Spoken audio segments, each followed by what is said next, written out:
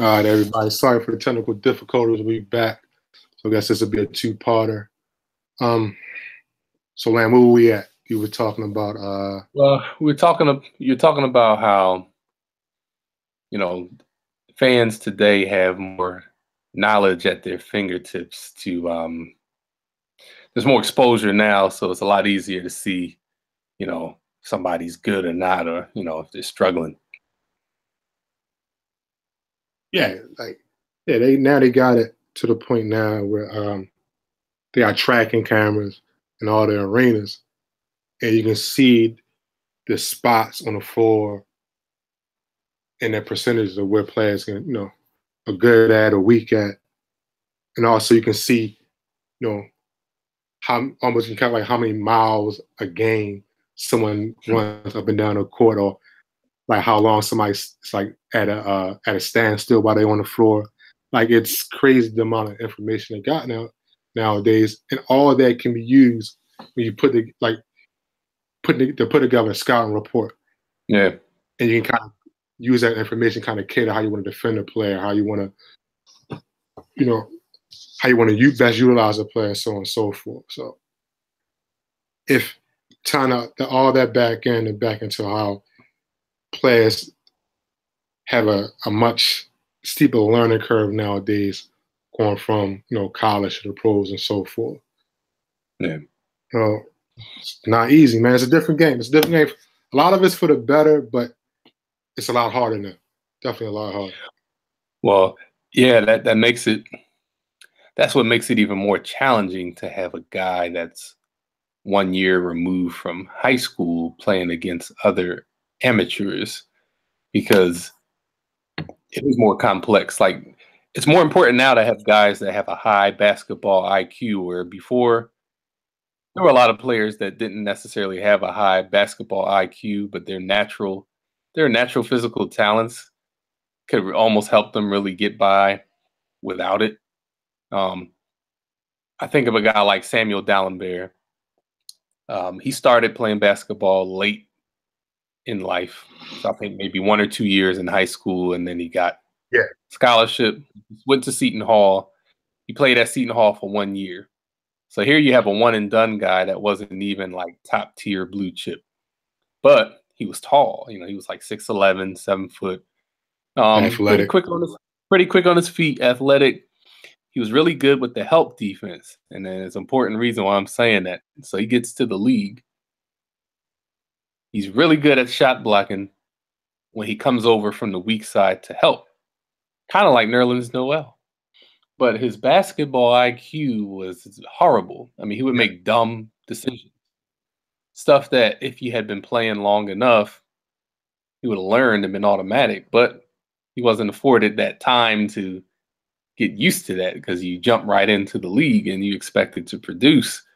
And now with the style of the game now, when you don't even really have guys down in the post clogging the lane, it's a lot about fluid movement with and without the ball, and you gotta be in your position and make smart plays and smart passes, and there's a lot of guys aren't there because they're getting drafted based off of athletic talent. But it almost makes you wonder, maybe they need some type of Wonderlic for basketball, like the way they do in the combine, because it's definitely a thinker's game more now. I mean, look, Green, he's an undersized big, but it's not like you have to have bigs anymore. He's a smart player, and his smart play helps him on that team. So it's like part of it's the basketball IQ and the skill, and then the other part I think is the fit. Not to get too far off topic, but when you look at that Warriors team, if you took some of those guys and put them on a different team, you wouldn't have the same result. But they got the right combination of guys that with the right coach. Right, with the right coach, right. So he implemented a system that fits his players, but also the repetition and discipline to know what you're supposed to do. And they, you can tell they go over it so much that those guys could do it with their eyes closed. Like that's they got tough players. Like another one of your points.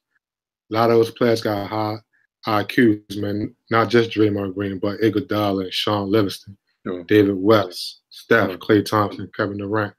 Dude's a smart dude. Even Jaja, like even though he's uncoordinated, he's a smart player, man.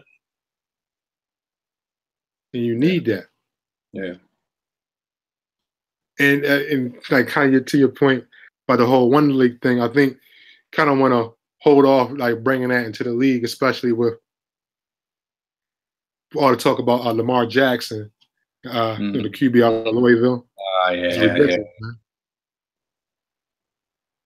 Like with Bill Polian, he's like doubling down on his stance. Like the kid really should change positions to be a wide receiver. And some of the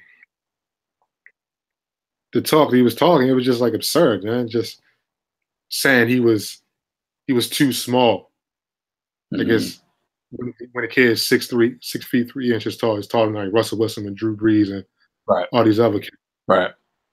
And he's just pretty much just an athlete. Where and it's even though his completion percentage is low, but it was still higher than the cat. What's his name? Josh Allen. Yeah, exactly. Yeah, and also it's like from what I was reading, like his drop rate, like the receivers dropping passes, is probably the highest out of all the top quarterbacks. Like that's coming out right now for the draft. So that's where we kind of get back to our previous point about the information that's out there, the numbers, the knowledge, the analytics. Yeah, it's like these cats that quote unquote experts, they can't go out there and start talking in code and saying all these things and hide behind the fact that they're experts and people just sitting there kind of taking it. Yeah. And not having access to this information, if not more information, kind of pull that card and make them look foolish. Yeah, you're right. It's like that's that old school way of thinking, like you said, with the code and that just shows you how it went for so long. I mean, you've read about it with a lot of guys over the years where, they play a certain position and then you read like, dang, this guy played quarterback up until, college or up until whatever. Because these guys have it in their mind, like, nah, you don't look like the face of a franchise. I mean, you saw how you've seen what Cam Newton has been through, over the years. Of course, you've seen what happened with like Randall Cunningham, Michael Vick, and guys that if it's a certain quarterback, he's smart, he makes plays with his feet. If it's someone else, it's he's just an athlete. He's just an athlete. He's an athletic quarterback, which always was code for the black quarterback. And it's obvious that he's intent on trying to brand Lamar Jackson that way.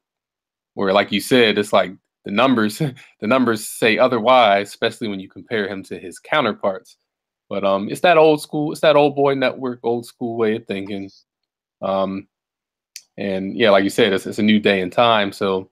I mean, look at Bridgewater. Like people probably thought the same thing with him, but he showed, in his short amount of time that he could fit in as that quarterback. Now, on the flip side, you do have your Tebow, but that's the rare exception where they're telling a guy like that, you gotta convert. But he still got a shot, out the gate as a quarterback. Several shots, man. He was an awful quarterback. I don't care how many games the teams played for won. Wasn't good. Right. Yeah. But speaking of the kind of old boy network, I guess you can tie that in. I'm not sure if you read or even heard a little bit of the whole story about the Dallas Mavericks. What's going on? How could you not? Price, man. It is. I'll say this. It's like, go ahead.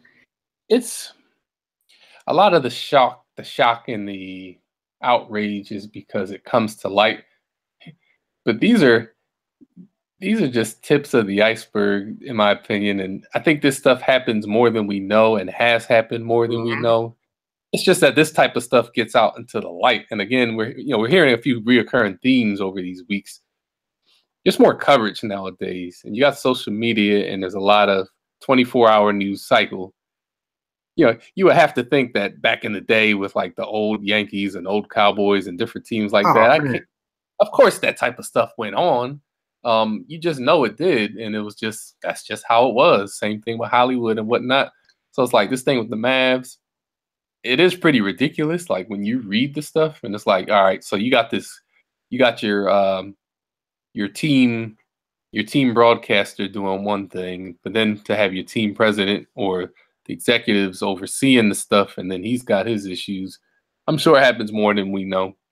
Yeah, he was a he's savage. Only thing savage is Jesus Christ, man. It's like, all right, this is how I try to frame it. I know how. If we look back to when we were younger, like again, we were younger, right? Teen, not even our 20s yet, like in college. Right. Some of the behavior might probably question. Somehow I knew it was going to go back to this, but yeah, it was kind of questionable. Alcohol was involved, you know what I mean? Blah, blah, music, blah, blah. That's how it was. It's very, very questionable. But kind of had youth and ignorance on our side. But this dude, what he went to, what was it, Harvard? Like, business school? He went, Ivy League. Like, this dude was, quote unquote, like, a smart dude. Right. Like, they would say he was possibly next in line to be the commissioner with David Stern stepped down. Yeah. This dude was the commissioner of the NBA. Like he had all those boxes checked on his resume, so to speak. Yeah. But he was worse than like a 16, 17-year-old, man. Yeah. Like it was crazy. Like some of the stuff like other female coworkers telling you like don't get caught in an elevator, get stuck in an elevator with them by yourself. Like that's crazy, man. That's predatory behavior, man, at its finest, man. Yeah. Yeah, you would think it's somebody at that level. Yeah, man. Would know better. But I guess that's what encourages it too. He's at that level. He's probably like, look, it's me. Like, you're not gonna turn me down or you're not gonna tell me no. So it's I think with sports, that's something that is going to be a part of sports for such a long time because these are all men's sports. So you might have women working in the organizations, but they're male-oriented sports. So like, the so-called culture, it's probably going to improve some, but I think that's always going to be an issue because it's such a male-dominated industry. Besides the players, just the organizations in general. The culture. Even when you look at it, like obviously you got like Doris Burke, but it's a big deal just to have a woman broadcaster in a male-oriented sport. So within the confines of the organization, now you would think on the corporate side it'd be different, but clearly it's not when you see stuff like this. I don't know, man. And the funny thing, like we get upset, when they say stuff like men are trash and stuff like that, but when things like this, like dudes are really trash, man. Yeah, you can't really dispute it, really. But it's like, I mean, yeah, I don't know. I can't really clean it up. I can't clean it up, so I'm not going to try. I mean, hey, man, I can't even say like stuff like to each his own. Like that's not even apropos, man. Like, I think it's a time thing, though.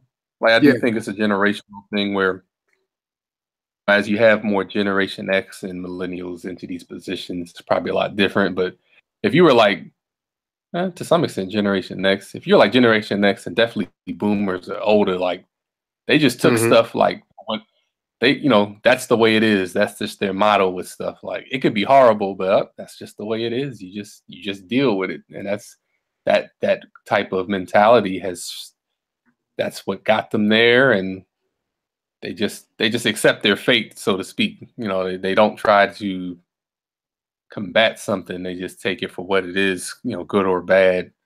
And I think that's a generational thing, big time. Absolutely, and that kind of takes me to like another point. It's like the kind of the conversation. We look at especially talking about sports and like music and stuff like that, it's like a constant like comparison to how things were, back in our day to how things are now.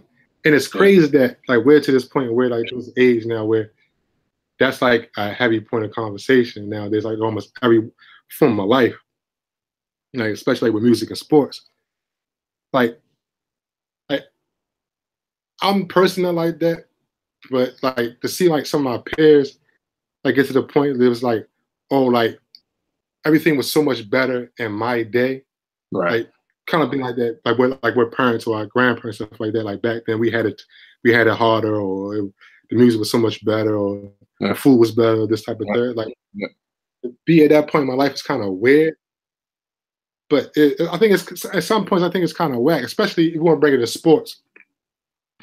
Like I mean, probably the biggest thing is everybody's constantly comparing the Mike to LeBron. That's probably the biggest thing. Right. And you can probably talk in circles when you had that conversation. Or the comparison about you hear like a lot of the older players, like even the players that are not really that old, like a Shaq or Baron Davis or whoever. I'm just those two names just popped in my head, not them specifically. Like how the league is so much softer now than it was back then when they played. Yeah. Those types of things. Like these,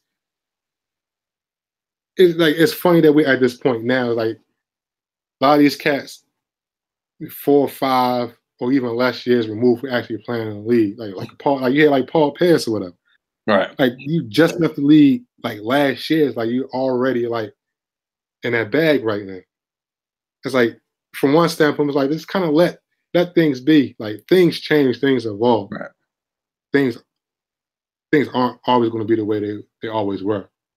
And probably for good reason, especially since we're talking about the whole Dallas Mavericks sexual harassment, sexual assault type of thing, that culture, but things need to change, things need to evolve. Sometimes we need to kind of take a step back and realize what things are now,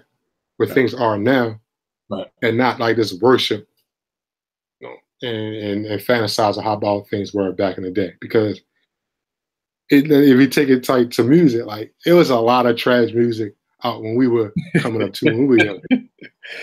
A lot. Yeah. That we let pass and we were enjoying, we were dancing to, all that type of stuff too, man. The same type of criticisms that we kind of give to some of the kids' music nowadays. Like the biggest thing, like the music ain't for us. Right. Right. That's what I had to remind myself. Like, look, that's for a new group, so that's their thing, and you just gotta let it be. Just gotta let it be. Yeah, like I can't, I'm aware of a lot of it because just because of my nature, like I want to be aware of it. I don't like everything. Some of the stuff I like, I probably had no business liking, but man, it is what it is. Like I try to embrace it because I know that I can't be stuck in the '90s my whole life, man. Right. Yeah, but in the same token, we want to kind of like get in that mode, get in that back. Sometimes you want to take a step back and listen to stuff that you grew up on, stuff like that. But that's just my little rant, my little 2 cents. That's all. Yeah. No, it's I think for sports, when you hear back in my day, part of it is comfort. People have comfort in familiarity, and they identify with what they grew up with. So it's like you almost take it personally. Like, in my era, so it's like this is what you connect with. And that's always going to be in sports. And obviously we all know, or should know, you can't really compare different eras because there was always a different nuance to those eras. For example, Bill Russell had like, I think 11 or 12 championships, including as a coach. And the Celtics won, I think, 8 in a row in the 1960s, 50s, and the 60s. But there were also 8 teams back then. Exactly. And there was no free agency, and the drafts were even more rigged. So it's like, but I don't take nothing away from them. That the excellence is excellence regardless. I can't penalize Wilt for being the tallest guy on the court and getting crazy blocks and rebounds because, that's the time he was in. So it's like, you just have to take it for what it is. Like, his 100 points back then, Kobe's 81 back in 2007 or 2006. Different eras, different stuff. Even with MJ, as much as, we do, and when I say we, I just mean this generation, as much as we have reverence for him and what he did for the game, the rules of the game are different now than they were then. You have a different build of players. You have a lot of difference. So, what he had in that era is what he had. Kind of like in football. Like, you have people that will swear up and down that Joe Montana's the best ever because he's 4-0 Super Bowls. Brady's 5 out of 8. But he's got 5. And defenders now, I mean, you have D linemen that can run as fast as secondary, in today's game. So it's like, and it's a passing game now too. So a lot of these guys' stats are a lot higher than they would have been back then because that's just how it was at that era. So it's like, you just got to, the older I get, I just appreciate the greatness for what it was and appreciate what it, and it's, because I think we had a discussion more recently about the Hall of Fame. I look at it differently now because it's like, sometimes you see these litmus tests where it's like, oh, for example, in baseball, you got to have 3,000 hits. You got to have at least 200 wins if you're a pitcher. They got like certain metrics that you have to get in. Whereas we looked at basketball and it's like, if you were dominant in your era, that's what it is. And that's why now I kind of look at it because I've always been a Grant Hill fan. I didn't know if he would get in because he missed too many years. But when you look at the years he was balling. And to me, that means that he probably has a good chance to get in because he was a great player during those years he was active. So it's like, I think an important thing in sports is to be flexible. And to some extent, revisionist history is good if you can go back and revisit and evaluate something as you are further on in your life and further on in how you view the game.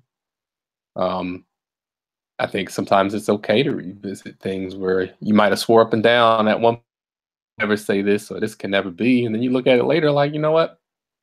Yeah, I think that guy did earn this honor or, the greatest of all time. We can never have that discussion. You got Oscar, you got Bill, you got Wilt, you got MJ, you got LeBron. They're all great in different ways. And a person could justify it for each, you can make the case for each of them in your own way, and then depending on when you grew up. So it's like, LeBron is who he is at this time, and had he played back in MJ's days, who knows? But that'll never happen. So we just got to take it for what it is. But it gives for good debate. So we'll leave it at that. Definitely.